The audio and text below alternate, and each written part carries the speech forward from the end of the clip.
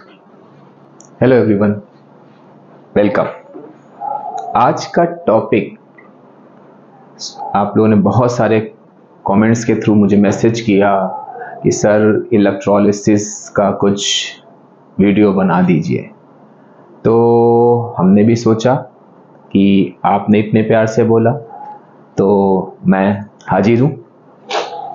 तो आज का टॉपिक लेते हैं हम इलेक्ट्रोलिसिस। सिंपल सी बात है कि अगर हम आपसे कहें कि इस वर्ड को आप दो पार्ट्स में ब्रेक कर दो तो आप कहोगे सर देखिए, एक तो हुआ इलेक्ट्रो और एक हुआ लिसिस। एक्चुअल में ये इलेक्ट्रोलिसिस वर्ड जो है इन दोनों वर्ड से मिलकर बना हुआ है। हमने कहा कि आप ये बताओ, क्या इस इलेक्ट्रो से कोई चीज दिमाग में आ रही है? आप कहोगे अरे सर ये तो इलेक्ट्रिसिटी हो गया। हमने कहा very good. And what is this lysis means? Lysis means होता है टू ब्रेक। अब आपने कहा ओ सर ब्रेक करना इलेक्ट्रिसिटी की हेल्प से। हमने कहा हाँ, लेकिन किसको? भाई केमिस्ट्री पढ़ रहे हैं तो हम किसी ना किसी केमिकल कंपाउंड को ब्रेक करेंगे with the help of electricity. एक चीज आप ध्यान रखना, इस इलेक्ट्रोलिसिस की डेफिनेशन में बहुत सारे की टर्म्स हैं। बारी बारी से उन सारे की टर्म्स को हम लोग अपने डेफिनेशन में यूज करेंगे। चलिए, तो फिर बात हुई कि to break with the help of electricity. अब मानी बात, हम ब्रेक किसको करेंगे? भाई केमिस्ट्री पढ़ रहे हैं तो हम लोग क्या करेंगे? किसी ना किसी केमिकल कंपाउंड को ब्रेक करेंगे। केमिकल कंपाउंड को। हमने कहा वेरी गुड। अच्छा, और यहां पर ब्रेक तो एक कॉमन टर्म हो गया, तो हम केमिस्ट्री के लिए इसमें टर्म लगाएंगे डीकॉम्पोजिशन। डीकॉम्पोजिशन। अब ये देखिए, दो आपके की टर्म मिल गए। Decomposition of a chemical compound bye passing electric current. आप कहोगे अरे सर बड़ी इजी डेफिनेशन है। हमने कहा अभी तो खत्म ही नहीं हुई, अभी तो शुरू ही नहीं हुई। Means decomposition of chemical compound bye passing electric current.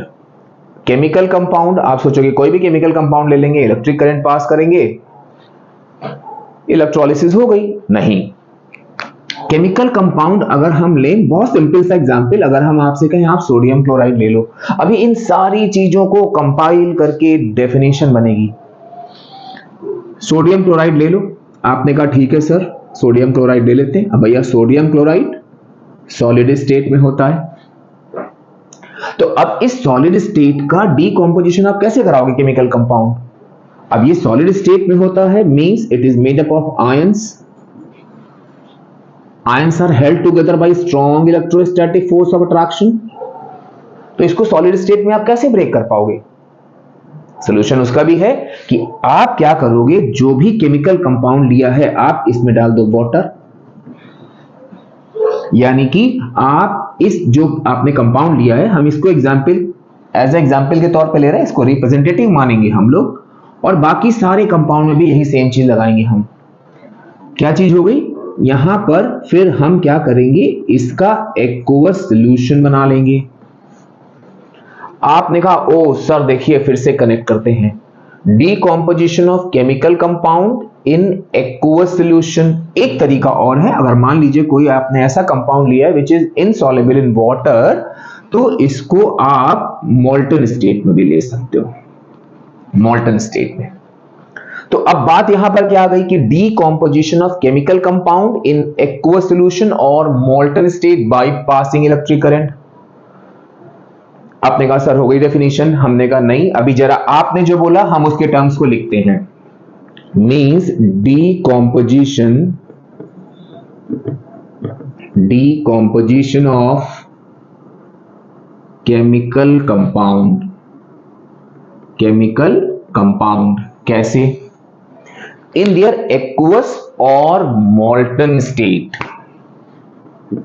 In molten और aqueous solution इन मॉल्टन और एक्वस सॉल्यूशन। अब जब आपने इसका एक्वस सॉल्यूशन या मॉल्टन स्टेट बना लिया तो उससे क्या होगा, ये कंपाउंड किस चीज में टूटेगा? आप कहोगे सर सिंपली आयंस में टूट जाएगा। हमने कहा very good, means decomposition of chemical compound in molten और aqueous solution into their ions. Means हम किसी भी केमिकल कंपाउंड के एक्वस या मोल्टन सॉल्यूशन को इलेक्ट्रिक करंट की हेल्प से उसके आयंस में ब्रेक कर देंगे। आप कहोगे सर हो गया, अब लिख देते हैं इज कॉल्ड इलेक्ट्रोलिसिस। हमने कहा नहीं, अभी बिल्कुल नहीं, अभी की टर्म्स बचे हैं। अब मानी हुई बात है, इलेक्ट्रोलिसिस हम लोग कहां कराएंगे? ऐसा तो है नहीं कि हमने कहा बेटा सोडियम क्लोराइड का वाटर में सॉल्यूशन बनाओ और इलेक्ट्रिक करंट पास कर दो, आपका जो है सोडियम और क्लोराइड के आयंस मिल जाएंगे। तो आपने एक बाल्टी में पानी लिया, नमक घोला, तार लगा दिया, कुछ नहीं होगा। क्यों? क्योंकि हम इलेक्ट्रोलिसिस के लिए एक कंटेनर लेते हैं। अभी सिंपल सा एक डायग्राम बनाते हैं।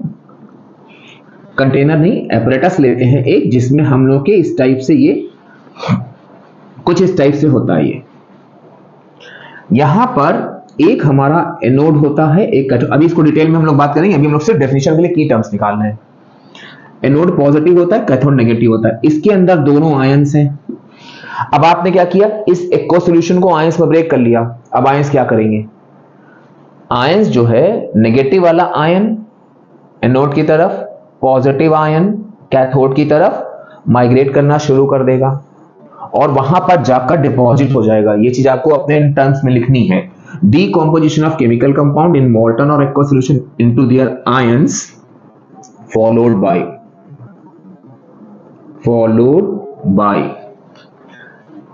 deposition of ions भाई आयंस टूट रहे हैं तो कहां जाएंगे? कहीं ना कहीं डिपॉजिट होंगे। अब डिपॉजिट कहां होंगे? deposition of ions at their respective electrodes। अब हमने आपसे कहा कि जरा इन इलेक्ट्रोड्स को देखो और ध्यान से देखो, इनमें आपको कौन कौन से प्रोडक्ट मिल रहे हैं। आपको कह रहे सर यहां तो सोडियम मिल रहा है, यहां क्लोरीन मिल रहा है। हमने कहा सोडियम आयन जा रहा था, क्लोरीन आयन जा रहा था, तो सोडियम मेटल और क्लोरीन मॉलिक्यूल कैसे मिला? ये चीज। तो यहां क्या होगा? Respective electrode as neutral atom. This is again one of the most important, as neutral atom. अब आप बड़े आराम से लिख सकते हो इज कॉल्ड इलेक्ट्रोलिसिस। ये सिंपल सी छोटी सी डेफिनेशन है। हमने कहा डेफिनेशन हो गई।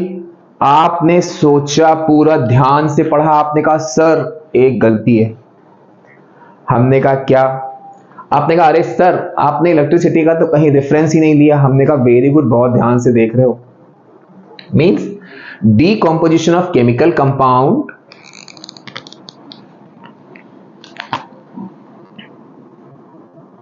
या इसको आप एक काम ये कर सकते हो, इलेक्ट्रोलिटिक कर दो।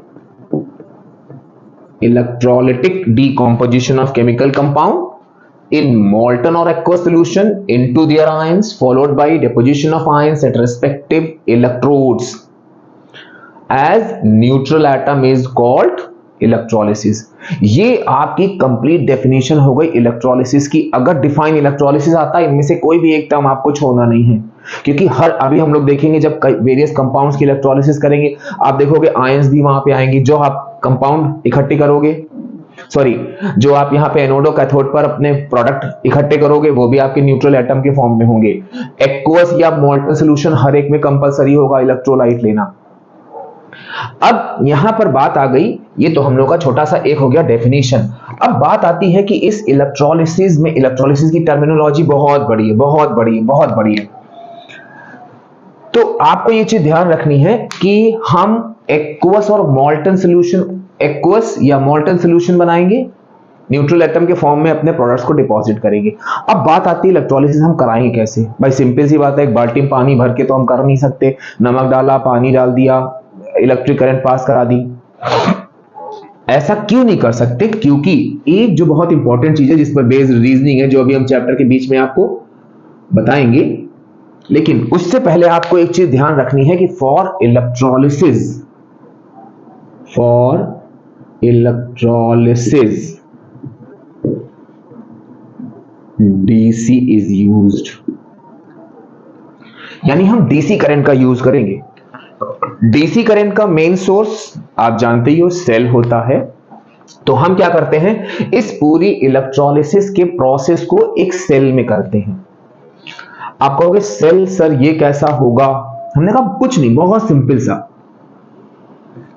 ये आपका एक कंटेनर होता है जिसमें दो मेटालिक प्लेट्स होती हैं, या मेटालिक प्लेट्स होंगी या कार्बन और ग्रेफाइट की, उसका भी रीजन है जो अभी हम लोग बाद में देखेंगे।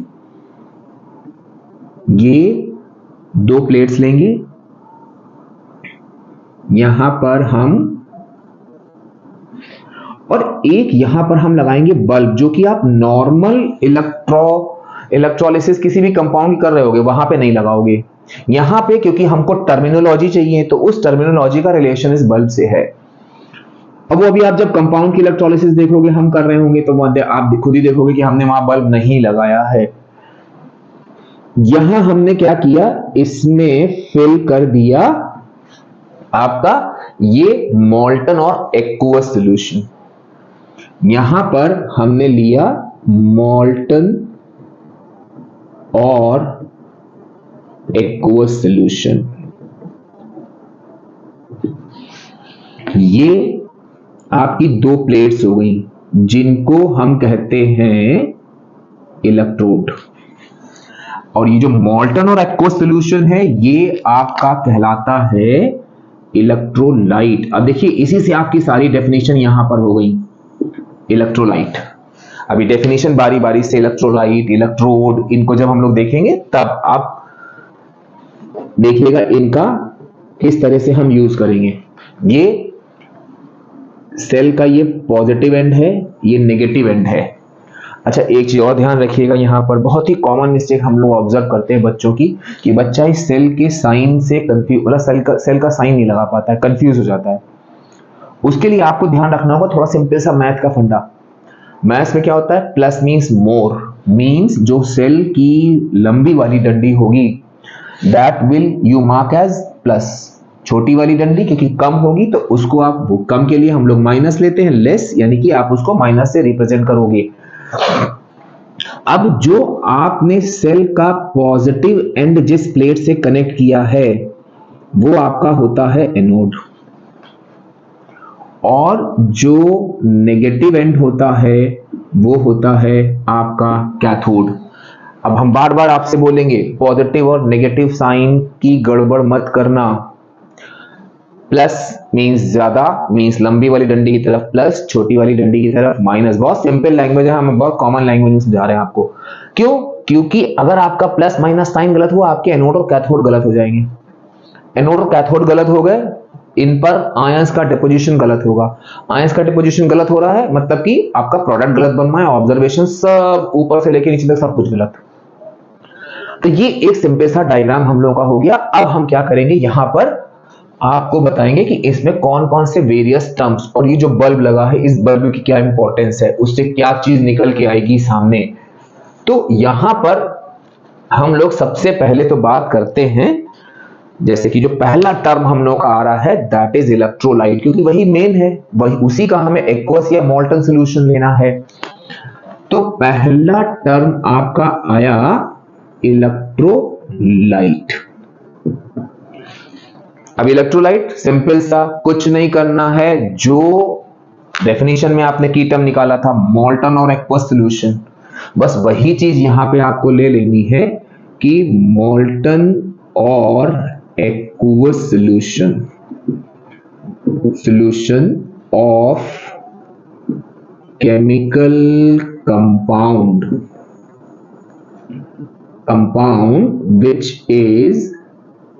which is to be electrolyzed is called electrolyte। ये आपकी पहली डेफिनेशन हो गई। अब जरा हम लोग बात करते हैं। आप कहोगे सर ये बल्ब क्यों लगाया? ये बल्ब हम लोगों ने लगाया है इस इलेक्ट्रोलाइट की फर्दर स्टडी के लिए। अभी हम देखेंगे कि जब हम इस की को ऑन करेंगे, 3 ऑब्जर्वेशन आपको दिखाई देंगे रिलेटेड टू दिस बल्ब। होगा क्या कि ये बल्ब या तो बहुत ब्राइटली ग्लो करेगा, या डिमली ग्लो करेगा, या ग्लो ही नहीं करेगा। आप कहोगे अरे सर ये 3 कंडीशंस, 3 ऑब्जर्वेशन, ये क्यों हो रहा है सर? हमने कहा अभी हम लोग उसी चीज को यहां पर इलस्ट्रेट करेंगे। इस डायग्राम को जरा एक बार हम रफली फिर से बना रहे हैं। हमने आपसे कहा कि ये आपका एनोड है, ये कैथोड है, और ये यहां पे बल्ब लगा है। बल्ब जो है बहुत ब्राइटली ग्लो कर रहा है। बल्ब ब्राइटली ग्लो कर रहा है मतलब कि बल्ब को पूरी इलेक्ट्रिसिटी मिल रही है। और इलेक्ट्रिसिटी है क्या? इलेक्ट्रिसिटी एक्चुअल में होता है फ्लो ऑफ चार्ज, यानी कि आयंस। तो यहां पर हमने देखा कि इलेक्ट्रोलाइट का जब हमने एक्वस या मॉल्टन सॉल्यूशन बनाया तो ये plus minus minus plus plus minus minus plus plus minus minus plus से ये पूरी सेल इस तरह से भर जाएगी।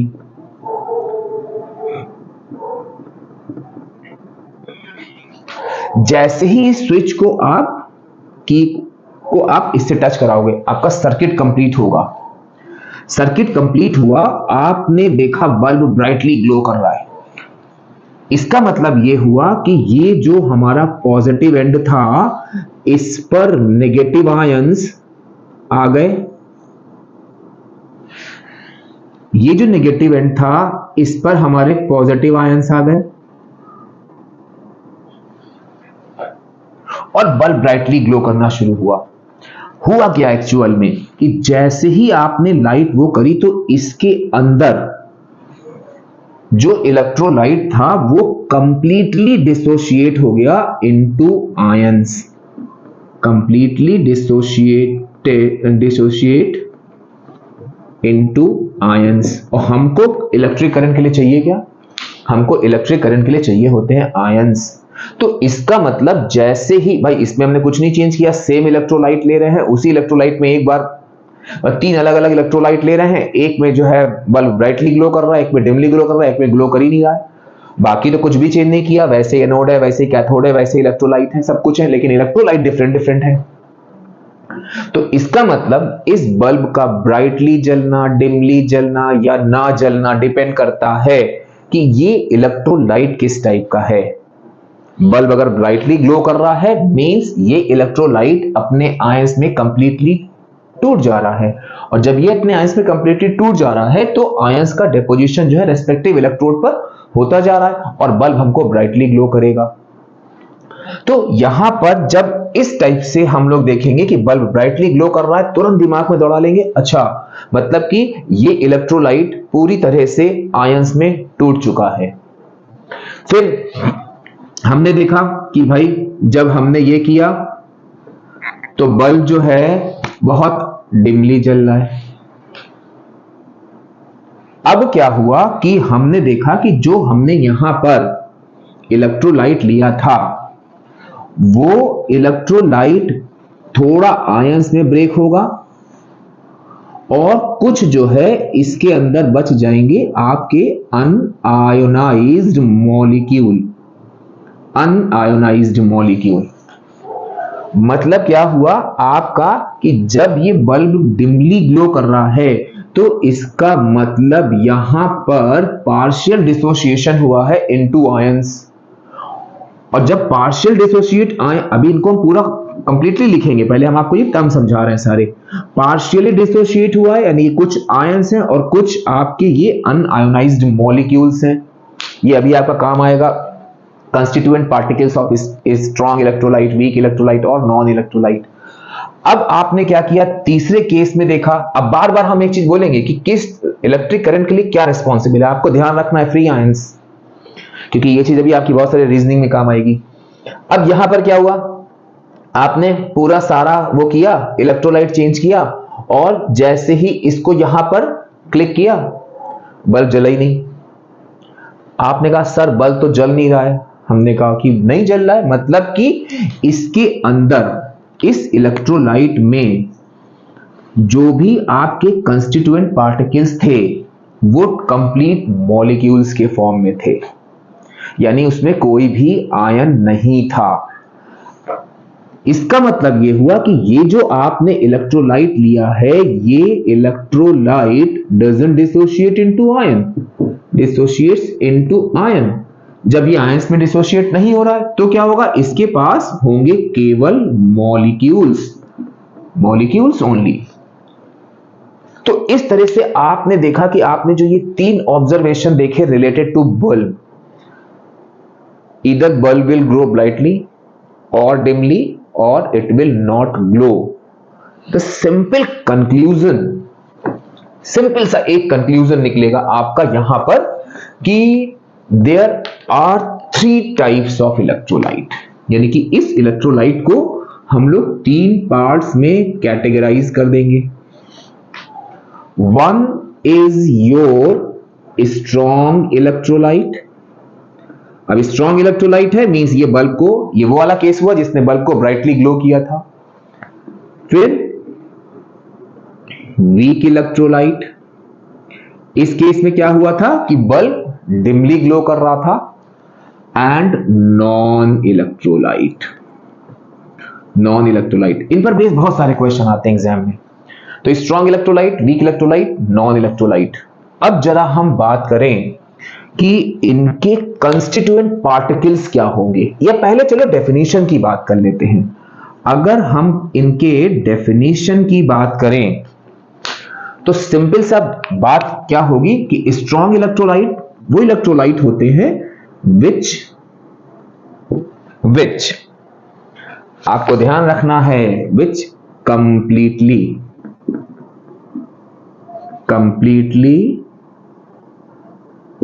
dissociates into ions, मतलब ये कंप्लीटली डिसोशिएट हो जाते हैं इनटू आयंस में। यहां पर क्या होगा, पार्शियली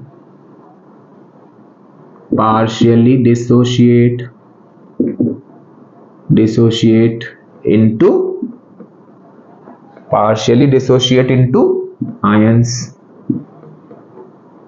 अब ये पार्शियली डिसोशिएट कर रहे हैं तो मतलब इनमें अभी कुछ मॉलिक्यूल्स आयन में कन्वर्ट नहीं हुए हैं, वो अनआयोनाइज्ड मॉलिक्यूल के फॉर्म में हैं। यहां पर क्या होगा कि ये जो आपके होते हैं ये does not dissociate.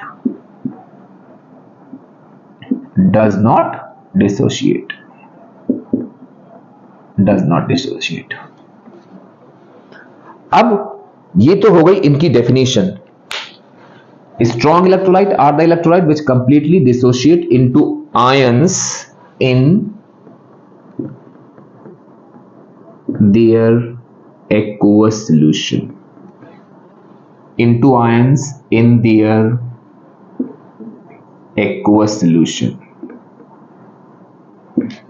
Does not dissociate in aqueous solution. ये छोटे छोटे टर्म्स हैं जो आपको याद रखने हैं। अब एक तो हो गई हम लोग की बात डेफिनेशन की। अब बात आती है डेफिनेशन के बाद क्या होगा। डेफिनेशन के बाद ये आपका बहुत इंपॉर्टेंट चीज है, कंस्टिट्यूएंट पार्टिकल्स। अब ये हुआ कि इनके कंस्टिट्यूएंट पार्टिकल्स क्या होंगे। सिंपल सा इनके डेफिनेशन में ही आ रहा है कि which completely dissociate into ions means इनके कंस्टिट्यूएंट पार्टिकल्स होंगे आपके फ्री आयंस। यहां पर क्या होगा आपका ions as well as molecules. यहां पे क्या होगा आपका ओनली मॉलिक्यूल्स। भाई ये आयंस में टूट ही नहीं रहा है तो कहां से जो है आपको वो मिलेंगे, ओनली मॉलिक्यूल्स। ये ध्यान रखना बहुत इंपॉर्टेंट है, बहुत ज्यादा इंपॉर्टेंट। इन पर बेस्ड क्वेश्चन जो है बीच बीच में जो आते जाएंगे हम आपको बताते जाएंगे। अब बात आती है कि इनके एग्जाम्पल्स की। इस पर आप बहुत ध्यान से सुनिएगा क्योंकि बहुत इंपॉर्टेंट इसके वो हैं। यहां पर जितने भी आपके डाइल्यूट एसिड्स हैं means dilute HCl, HNO3, H2SO4। जब आप इनका एक्वा सोल्यूशन बनाओगे वाटर में, ये कंप्लीटली डिसोशिएट हो जाएंगे और ये आपके स्ट्रॉन्ग इलेक्ट्रोलाइट की कैटेगरी में आएंगे। अब जैसे कुछ बेस ले लीजिए आप, NaOH, KOH, इनके एक्वा सोल्यूशन भी वाटर सॉल्युबल होते हैं, फ्रीली आयंस में ब्रेक हो जाएंगे, फ्री आयंस में ब्रेक हो जाएंगे। अब इधर आते हैं हम लोग वीक इलेक्ट्रोलाइट में। वीक इलेक्ट्रोलाइट में आपने देखा कि कुछ ऐसे वो होते हैं जैसे कि आपने लिया कार्बोनिक एसिड,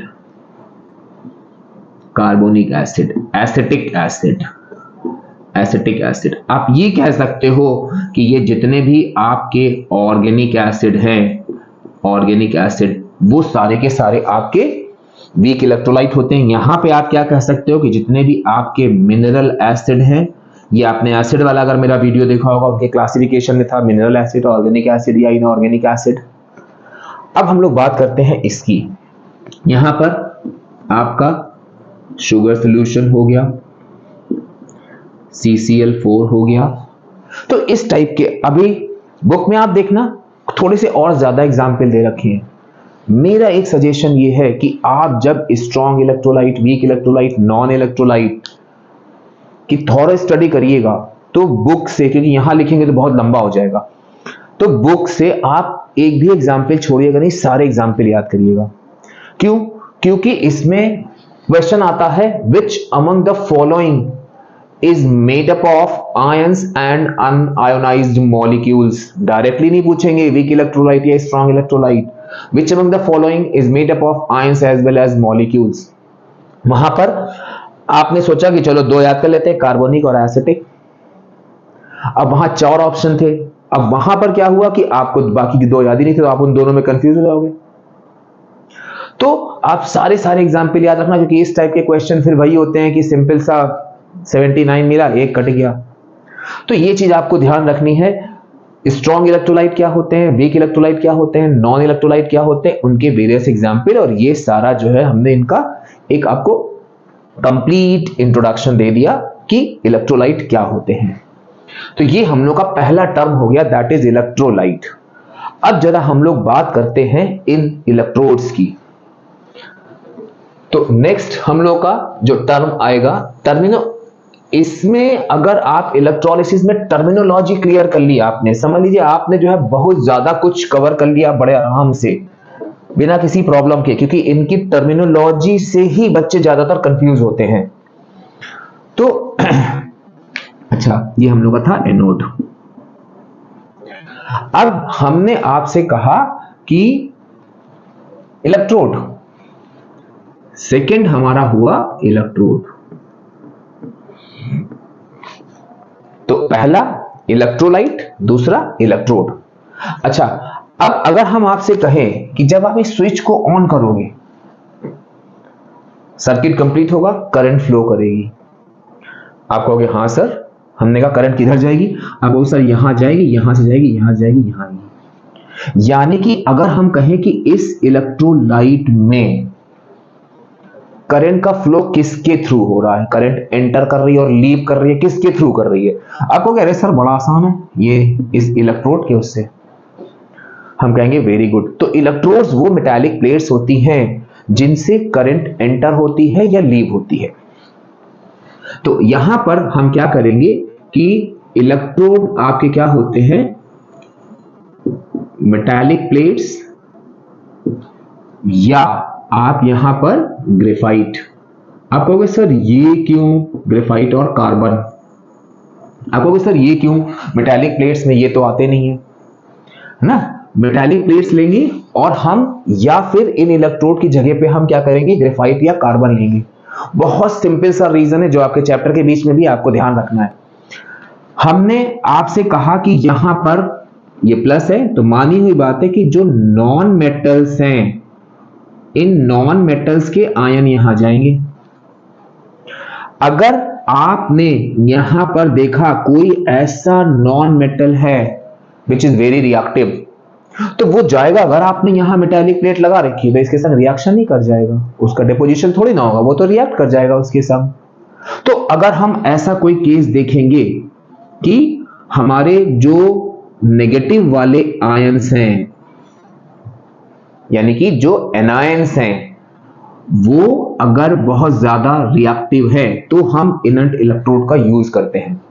अभी आप देखोगे इलेक्ट्रोलिसिस ऑफ लेड ब्रोमाइड, उसकी one of the most important reasoning है ये, why inert electrodes are used, because या why graphite electrode is used, because graphite remains unaffected by reactive bromine vapours, ये उसका exact answer होता है।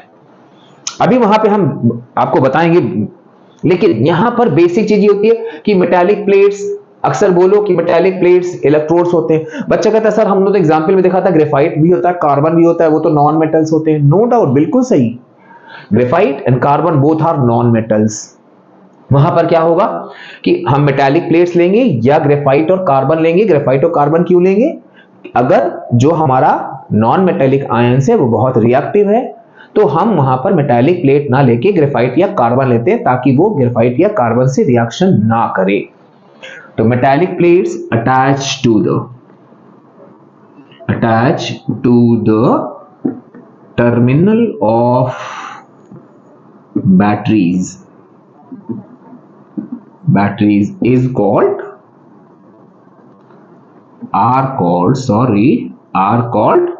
electrodes। अब आपने कहा attach to the terminal of battery, अब यहां क्या है, दो टर्मिनल्स होते हैं, यहां दो टर्मिनल्स होते हैं, ये देखिए। तो इसका मतलब हम लोग जब इनका क्लासिफिकेशन करेंगे तो यहां पर क्या चीज आ जाएगी, यहां पर आपकी आ जाएगी, एक तो हो जाएगा एनोड। अभी इस पर एक बहुत इंपॉर्टेंट क्वेश्चन आपको बताएंगे। And cathode, anode attached to positive terminal of battery, cathode attached to negative terminal of battery।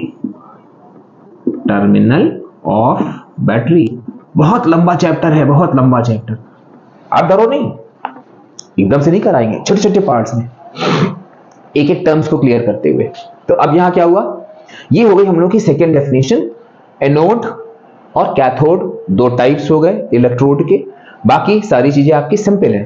अब हमने आपसे कहा, बहुत सिंपल सा कॉन्सेप्ट है, लेकिन नॉर्मली क्या होता है, या तो बच्चे के दिमाग में आता नहीं है, या आता है उसको पिछला प्रीवियस नॉलेज होती है, उसके बेसिस पर वो चीज बता देता है जिसकी वजह से बहुत माइन्यूटली बच्चे के नंबर कट जाते हैं, माइन्यूट मिस्टेक की वजह से नंबर कट जाते हैं।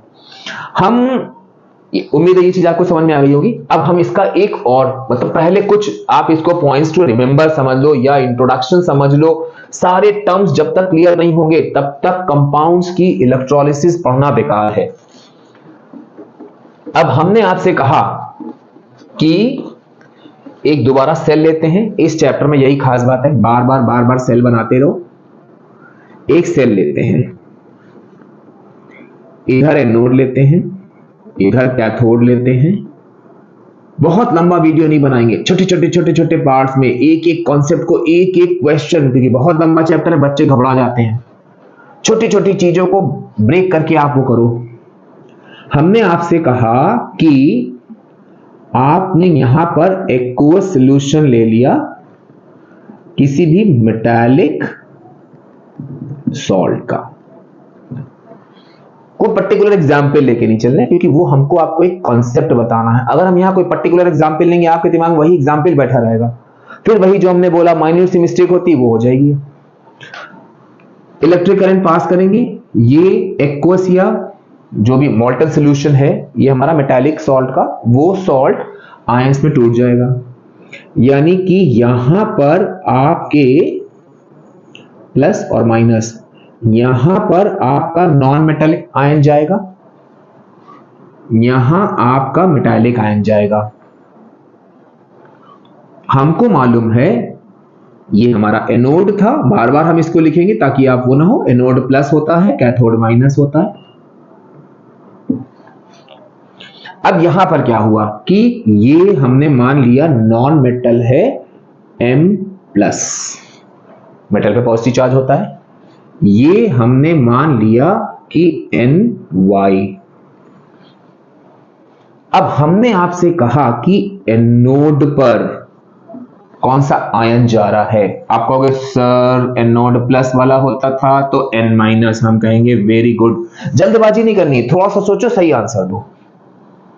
देन कैथोड पर आपने कहा जब सर यहां N माइनस चला गया तो यहां पे M प्लस चला जाएगा, मैंने कहा वेरी गुड। अब अगर आपको M प्लस और N माइनस से कोई कंफ्यूजन हो रहा हो तो इसको एक छोटा सा हम और बोल लेते हैं। मान लो हमने लिया Na प्लस और Cl माइनस, Na और Cl, Na का कितना था 281 इलेक्ट्रॉनिक कॉन्फ़िगरेशन 287। अब ये चीज आपको मालूम है, कोई भी एलिमेंट होता है वो अपना ऑक्टेट कंप्लीट करता है स्टेबिलिटी के लिए। ये अपना ऑक्टेट कैसे कंप्लीट करेगा, आप कहोगे सर ये लास्ट वाला एक इलेक्ट्रॉन निकाल देगा तो इसका इलेक्ट्रॉनिक कॉन्फ़िगरेशन 2,8 हो जाएगा। हमने कहा वेरी गुड। एक इलेक्ट्रॉन लॉस करने के बाद क्या होगा, आप कहोगे सर इसके ऊपर पॉजिटिव चार्ज आ जाएगा। हमने कहा वेरी गुड। यानी कि जब ये पॉजिटिव चार्ज आया तो इसके पास अब 10 इलेक्ट्रॉन हो गए थे, इसके पास पहले 11 इलेक्ट्रॉन थे, एक इलेक्ट्रॉन का लॉस हुआ तो ये स्टेबल हो गया। हमने कहा बेटा इसमें बताओ आपने कहा सर देखिए 28,7 है, ये एक इलेक्ट्रॉन एक्सेप्ट करेगा।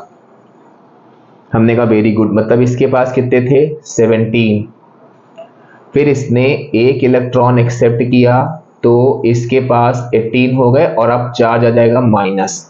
यानी कि कोई भी मेटल होगा जब वो मेटालिक आयन फॉर्म करेगा तो वो अपना एक इलेक्ट्रॉन लूज करेगा, यानी कि लॉस ऑफ इलेक्ट्रॉन। ध्यान दीजिएगा यहां पर गेन ऑफ इलेक्ट्रॉन, इसका मतलब ये हुआ, ये कंप्लीट पूरी टोटल इलेक्ट्रोलिसिस के लिए बता रहे हैं कि इलेक्ट्रोलिसिस में आपका जो मेटल होता है वो इलेक्ट्रॉन को लूज करेगा, जो नॉन मेटल होगा वो इलेक्ट्रॉन को गेन करेगा। एनोड, अब यहां क्या हुआ आप देखो, ये एनोड है, ये कैथोड है। यहां पर आपके इसके पास कितने थे, माइनस वाला अगर आप ले लो तो 18 इलेक्ट्रॉन। यहां पर न्यूट्रल एटम का डिपोजिशन होगा, यानी कि यहां हमको क्लोरीन नॉन मेटल का मॉलिक्यूल मिलेगा। तो यहां इस एनोड पर आप देखोगे कि ये जो है इलेक्ट्रॉन का लॉस होगा, दैट इज ऑक्सीडेशन। कैथोड पर इलेक्ट्रॉन का गेन होगा, दैट इज रिडक्शन। यानी कि एनोड पर ऑक्सीडेशन होता है, कैथोड पर रिडक्शन होता है। अब एक सिंपल सा, अब हम मेन क्वेश्चन पे आते हैं, oxidation at anode and reduction at cathode. अब हम मेन उस पे आते हैं। हमने आपसे कहा कि यही वो क्वेश्चन है, इसीलिए हम इसको सबसे पहले शुरुआत में बता दे रहे हैं कि electrolysis is a redox reaction. ये n नंबर ऑफ पूछा गया बोर्ड का क्वेश्चन है। अब इसमें हम कॉमन मिस्टेक बता रहे हैं, इसलिए अभी हम उसको लिखेंगे नहीं, सिर्फ बताएंगे आपको ताकि आप भूल जाओ बाद में, और जो हम लिखे वो सही से याद रखो। बच्चा लिखता है because oxidation and reduction takes place simultaneously.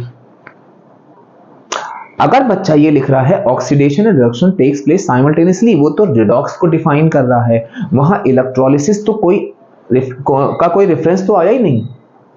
तो आप एक चीज ध्यान रखना कि electrolysis is a redox reaction. इसमें क्या होगा आपका कि ऑक्सीडेशन, इसका आंसर सिंपल सा है कि because oxidation takes place at anode and reduction takes place takes place at cathode। ये जो है आपका पूरा कंप्लीट आंसर हो गया, फ्लॉलेस आंसर हो गया, कोई भी इस पे कभी भी आपके मार्क्स नहीं काटेगा। लेकिन अगर आपने लिख दिया because oxidation reduction takes place simultaneously, तो आपके नंबर कट जाएंगे। तो ये चीज आपको ध्यान रखनी है कि हम, और बहुत सिंपल सा है, कोई भी यहां मेटल ले लिया, कोई भी यहां नॉन मेटल ले लिया, लूज इलेक्ट्रॉन गेन इलेक्ट्रॉन करके देख लिया, कहां ऑक्सीडेशन हो रहा कहां रिडक्शन हो रहा, फटाक से लिख दिया। तो because oxidation at anode and reduction at cathode takes place simultaneously, so electrolysis is known as redox reaction. ये अभी चैप्टर के अंदर भी पर्टिकुलर कंपाउंड को लेके भी ये रीजनिंग है, तो वहां पर थोड़ा सा ट्विस्ट है, वो बता देंगे, लेकिन ये चीज यहां पे अगर क्लियर होगी तो वहां वो चीज आपकी बड़ी क्लियर हो जाएगी। तो इस छोटे से इंट्रोडक्शन से बहुत ही जल्दी 1-2 दिन के अंदर अभी हम दूसरा वीडियो डालेंगे। बहुत लंबे लंबे वीडियोस हमने सोचा हम नहीं बनाएंगे। सिंपल सा इलेक्ट्रोलिसिस की डेफिनेशन, उससे रिलेटेड थोड़े से टर्म्स और एक बहुत इंपॉर्टेंट सा क्वेश्चन। इतना आप रिवाइज करो, धीरे धीरे धीरे धीरे छोटे छोटे पार्ट्स में इस तरह की जो बेसिक की टर्म्स हैं, जो पॉइंट्स टू रिमेंबर हैं, वो सब लेके हम आपसे मिलते रहेंगे। Till then bye bye.